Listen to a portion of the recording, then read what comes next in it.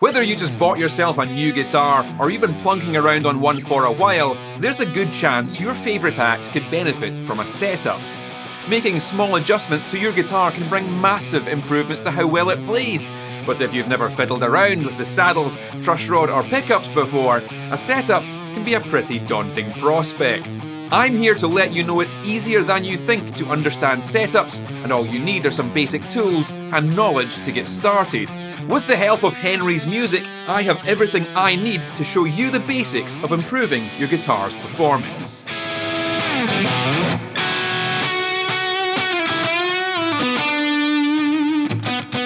This video will cover a lot of ground, from tools to techniques to talking about why you'd even want to do a setup in the first place. If you've clicked in just to hear the guitar, then that's all the way at the end. This is a long one. Therefore, all discussion points are chaptered, clickable within the video description and pinned comment. Feel free to jump around to the timestamps of most interest to you. In for setup is this aged orange Strat from Henry's. They call it the Snake. This is a very standard layout for an electric guitar, so don't worry if you don't have this exact model. All of the instructions in this video should still apply to whatever guitar you're setting up. While Henry's make sure all of their guitars are properly set up before shipping them out, they also want to give you the tools and knowledge to make any adjustments for yourself, which you might need to do after the guitar goes through the rigours of fluctuating temperature, humidity, and rough handling in transit, or when it's been a long time since you last serviced your guitar and it's not quite playing as nicely as it once did. Here are the tools I'll be using to perform this setup. Henry's Barber range offers toolkits and cleaning supplies, giving you the essentials to undertake basic guitar maintenance. Here I'll be using the tool set, which contains a screwdriver with interchangeable Phillips and flathead bits, a strong set of cutters for snipping through strings, 2 soft brushes for clearing hard-to-reach places of dust and debris, all contained within a nifty wee tool wrap for transport and storage. The cosmetics set, which contains 3 spray bottles of glossy body and neck cleaner, serum fretboard conditioner, and Renew string cleaner, peg winder, and a set of 10 to 46 electric guitar strings.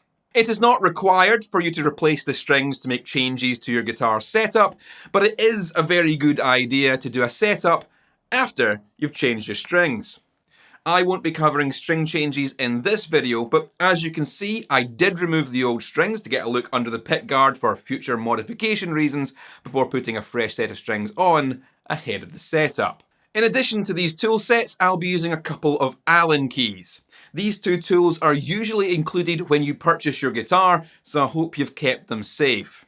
These are required for adjusting the guitar's truss rod and saddle heights. And while I didn't use them here, it might be useful to know that Henry's strings also include bonus extras: a small sanding stick and an extremely fine grit polishing paper for fixing any rough spots or shining up your frets respectively. The packaging also contains chord charts, a fretboard map, a cut out and keep string action gauge, and some useful info for beginners. You'll also want to prepare your workspace. A stable, flat surface is best, so use a table, worktop, or even a horizontal 2x12 speaker cabinet will work in a pinch. I'm using a soft throw blanket to protect the guitar as I work, but you could also use an appropriately branded towel. These soft surfaces not only prevent the guitar getting scratched, but they'll also prevent any of your tools or small parts from rolling off your work surface. Trust me, you don't want to be interrupting your work to crawl around on the floor looking for those tiny screws that rolled off your smooth table. I'd also recommend a neck rest to keep your guitar stable while you work. I'm using one from my very pretty Crimson Guitars nesting set, but a folded towel would also work here. And if you don't even have a spare towel to throw down, Henry's include a cardboard work mat and neck rest in their shipping box with each of their guitars, ensuring absolutely everyone has the essentials to start working on their guitars. There is a common setup issue I need to resolve with this guitar before it can perform effectively. When playing notes in the mid and upper portions of the neck, I can hear the strings colliding with frets higher than those I'm playing.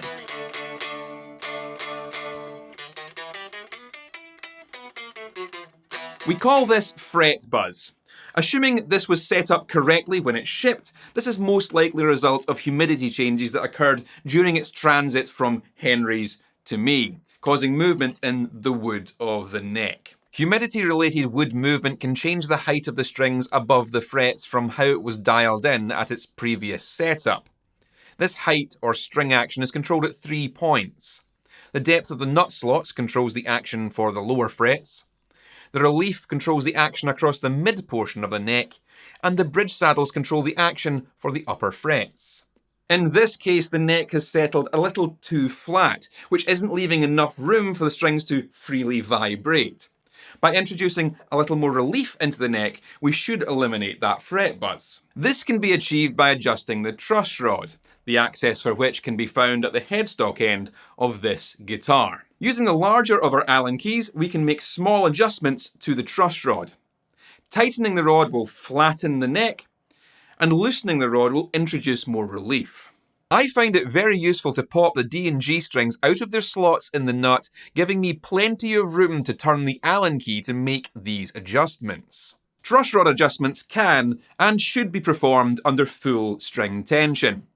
The truss rod applies internal forces to counteract the tension of the strings, giving us control over the relief of the neck. If string tension was removed, the neck would relax into a flatter position than normal, making it a guessing game as to how much to adjust the truss rod. Adjusting neck relief while the strings are on is not going to damage the neck or the truss rod. However, truss rods, just like all other screws and adjustable parts on the guitar, should turn freely without the need for excessive force. If you find that you're having to put a lot of effort into getting the truss rod to move, stop. If it feels like it's resisting you, it's likely at the extremes of its available adjustability, and forcing it further could break the rod inside the neck, which is a costly and invasive issue to resolve. This and all other adjustments should be made with small, incremental movements, allowing you to check playability and progress as you go. Remember, small turns have a big impact. I introduced relief in small increments, checking the clearance as I went by playing the frets and listening for the buzz. I landed at a place where the buzz was eliminated everywhere except for the D and G strings on the higher frets. This is where we start making adjustments to the bridge. The bridge saddles can be adjusted up or down to give clearance for the strings on the upper frets. Looking end on, we can see that the fretboard has a curvature which matches the arc of a circle with a radius, in this case, of 14 inches. In order for the strings to have the correct clearance for this curved fingerboard, we need to match that radius at the saddles.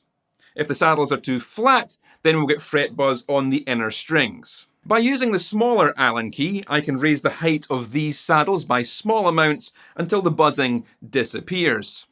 Note that by raising the saddles, we are increasing tension on the strings, so we need to retune the guitar as we adjust. With changes made to the D and G strings, as well as smaller tweaks to the A and B strings, it is now possible to play every fret on this guitar and have it ring out without buzzing under normal play. Of course, you want to set the string action just high enough to prevent fret buzz, but still low enough that the guitar is easy to play. Setting it up too high will make pressing down on the strings difficult or even painful. A lot of budget guitars I encounter have the string action set too high out of the box, which only makes learning for a beginner even more difficult. That's why I'm a huge advocate for learning how to set up your guitar at the same time as learning your first chords. Knowing how to adjust all of these things opens up a wider understanding of your instrument and will give you such an easier time when actually learning how to play. Frustration is one of the things that kills people's interest in pursuing the guitar, and many people don't realise that all that frustration is coming from a bad setup, not their inability to learn. Some of it comes down to personal comfort, of course. I know some guitarists who love a real high action, and I just can't play their guitars. Also, if you play slide, for example, you'll need a higher action than someone who wants to shred. So there's no universal best measurement for string action, despite what a lot of people will tell you. Find what feels comfortable for you and the music you play. With the string action and neck relief set, we can now move on to ensuring this guitar plays in tune everywhere on the neck. A guitar string can produce many notes by changing the length of the string that we allow to vibrate. The frets help divide up our string into the correct notes, but to have this work properly, we need to adjust the length of each string so its notes align with where the frets are. These string length adjustments are made at the bridge saddles. These are attached to the bridge by a screw, which, when actuated, pulls the saddle towards or away from the neck, shortening or lengthening the string respectively. When sounding an open string, it should produce a note exactly an octave lower than sounding a string at the 12th fret. If the 12th fret note is flat with respect to the open note, then the string is too long. Adjusting the saddle towards the neck shortens the string and brings the octave in line with the 12th fret. If the 12th fret note is sharp with respect to the open note, then the string is too short. Adjusting the saddle away from the neck lengthens the string and brings the octave in line with the 12th fret. This is done with a Phillips screwdriver, making small adjustments to the saddles, retuning the guitar, and checking the two positions are in tune. It's important to set the intonation after setting the action, as adjusting the height of the strings also changes their length and moves the note alignment with the frets. So with a tuner connected to your guitar and the open string in tune, sound the 12th fret note. If the note is flat, shorten the string by loosening the saddle screw, and if the note is sharp, lengthen the string by tightening the saddle screw. Retune and repeat until all the strings are correctly intonated. Finally, we want to ensure the sound from this guitar is at a consistent volume, no matter what pickup we have selected. The volume of a pickup is decided by three factors: the induction of the copper coil, the strength of its magnets, and how close the pickup sits under the strings. Of those three parameters, we only have control over one of them. Moving a pickup closer to the strings will make the output louder, but at the cost of clarity. Moving a pickup farther from the strings will make the output quieter, but give a clearer tone. For a guitar that has three pickups, especially with a mix of humbuckers and single coils, the outputs from each of these pickups can vary quite a bit. By using our screwdriver to adjust the screws on either side of the pickup, we can raise or lower each pickup's height, playing the guitar through an amplifier with each pickup selected in turn, ensuring no single one of them is noticeably louder than the others. By way of example, I've set the neck single coil very low, it's now flush with the pickguard, and I've set the bridge humbucker very high, it's almost touching the strings. At this height discrepancy, this pickup will be much louder than this one, and running through a valve amplifier shows that pretty clearly. This will sound clean, but this output's so much higher it will distort the amplifier.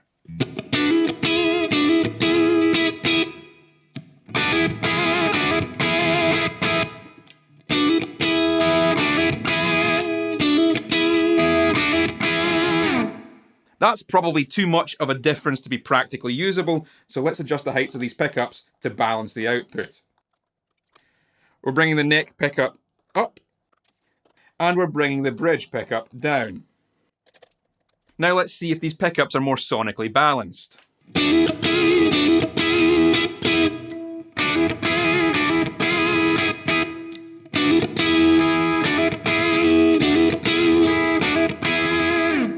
We can obviously still hear the tonal difference between the neck and bridge position pickups, but now the output and the gain levels are about consistent, making it much more usable across all of the pickup positions.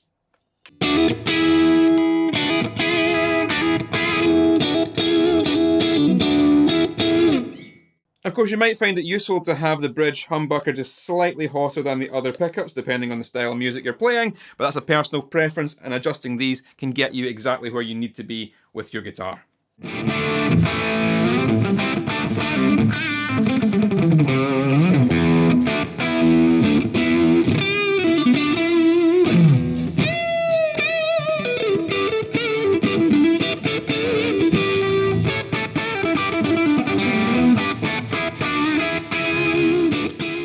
To keep your setup lasting the longest, wipe down your strings once you're finished playing for the day. Getting all that hand sweat and tone gunk off of there so that it doesn't build up and corrode your strings will keep the guitar playing better for longer. Doing the same with the body and the neck will keep the guitar looking fresh and well. Every so often give your guitar a little inspection to ensure all of the screws are still tight, especially the strap buttons, as these have a tendency to work loose if you're using the guitar on a strap, so keep them snug. And remember, as the strings get older and the guitar's environment fluctuates in temperature and humidity, you might notice the performance start to change. And a few small tweaks to correct this frequently will prevent the guitar ever getting into a condition where it's unplayable and requires a lot of effort to fix. A setup is not something you do once and then never again, it's part of the ongoing upkeep of your instrument. So keep upkeeping it. One aspect of setup I didn't cover here was floating a vibrato bridge. I've left this bridge in its hardtail position, where it sits directly onto the body with the springs in the rear cavity tightened. This makes it incredibly stable if you don't plan on using the supplied wiggle stick to dive bomb the strings. Vibrato bridges are not a huge part of the way that I play, so I prefer this locked down hardtail arrangement. But if you would like to see me set one up for floating wee-woo rod tricks, let me know in the comments and I'll make a dedicated video all about that. And finally, the question on everyone's lips when they are considering the purchase of a Strat-shaped object: how compatible is this with standard Fender parts? If we want to change the look of the pickguard or change the pickup loadout, has Henry's ensured that's possible with the aftermarket parts readily available to us? Will we have to route out new cavities for larger pickups? Will all of the screw holes align on a replacement pickguard? Or are we just stuck with the look Henry's has given us? I'll be able to get those answers by lifting the pickguard and taking a look at what lies within. This is good news. This is what I was hoping to see, an HSH route. So if we do want to modify this guitar to have a humbucker in the neck position, we can do it without any routing required.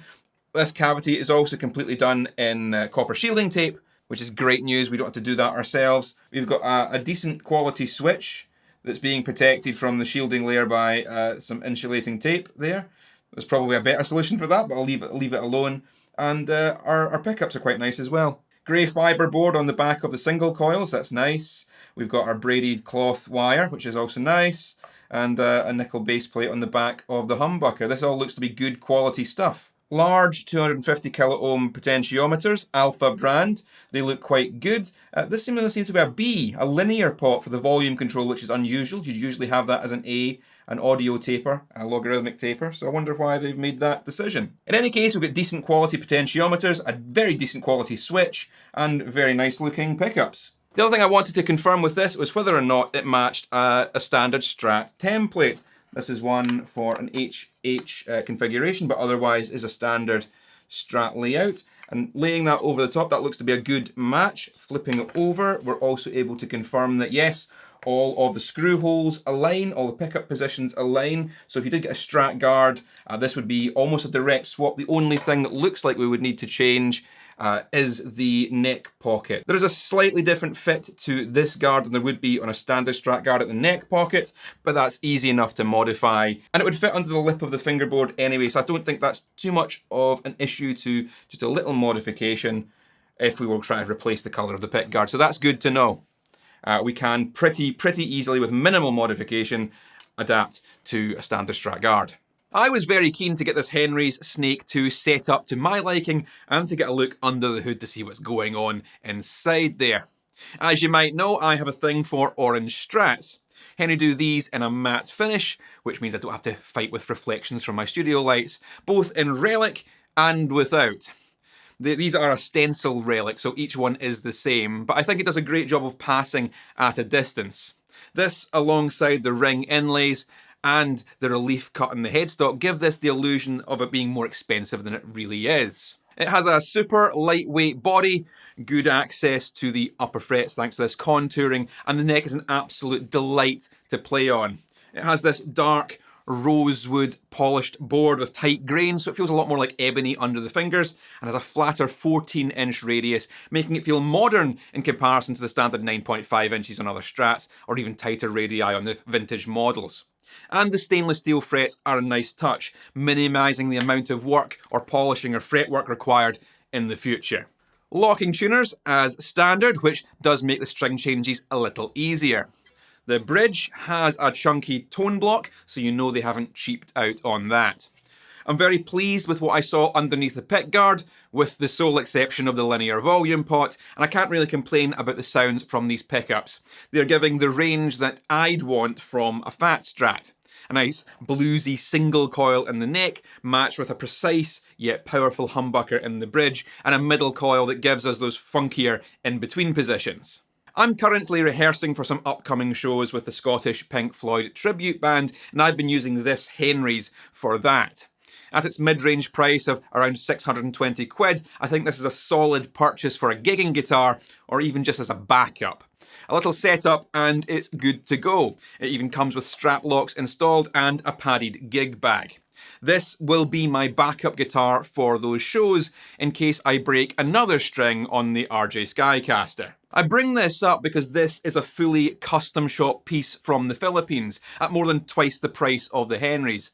And it is the superior guitar, both in how it plays and how it sounds, so it would be a crime not to play this in front of hundreds of people given the opportunity. But despite that, it is a lot heavier and there's a voice in the back of my head going, just use the Henry's. The RJ is a luxury, but the Henry's is everything I need. And when it comes to playing a show, I don't need luxury. I just need something that's reliable, gets the sounds, and doesn't get in the way of my playing.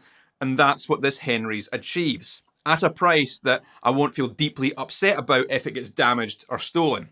I mean, I'll still be pissed, but I won't feel the need to hunt the bastard down. Anyone in the market for a mid-price modern performance Strat should give Henry's a look. I know there are a lot of other options in that area, but I've been having a lot of fun with this one. Links to everything you've seen in this video are in the description, should you want to get them for yourself. That's all for now. Keep it loud and stay safe.